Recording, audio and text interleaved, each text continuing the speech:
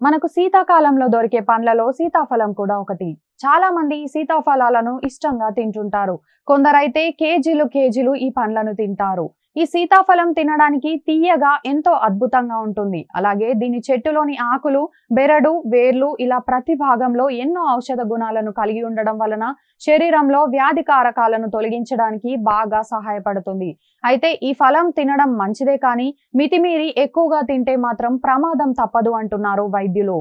దీంట్లో vitamin C ఎక్కువగా ఉండడం వల్ల శరీరంలో వ్యాధి నిరోధక శక్తి పెరుగుతుంది.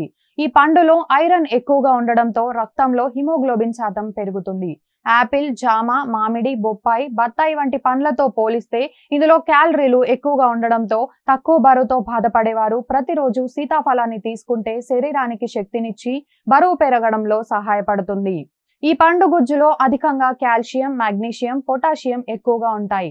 కాల్షియం ఎముకలు బలంగా ఉండడానికి, పొటాషియం రక్త ప్రసరణ వ్యవస్థను మెరుగుపరచడంలో సహాయపడుతుంది. సీతాఫలం పండులో నియాసిన్ ఎక్కువగా ఉంటుంది. ఇది చెడు కొలెస్ట్రాల్ తగ్గించి గుండె జబ్బులు, ఊబకాయం వంటి సమస్యలకు దూరంగా ఉంచుతుంది.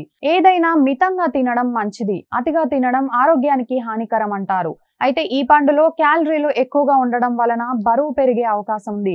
కాబట్టి ఈ పండ్లను అధిక బరువు సమస్య ఉన్నవారు అతిగా తినకపోవడం మంచిది. దీని అతిగా తినడం వలన అరుదుగా ఏదైనా అలర్జీ లేదా దుష్ప్రభావాలను కలిగించవచ్చు. ఈ పండును అధిక వినియోగం వల్ల మూత్రపిండాలకు హాని కలిగించవచ్చు. ఈ వీడియో కనుక మీకు నచ్చినట్లయితే లైక్, షేర్ అండ్ సబ్స్క్రైబ్.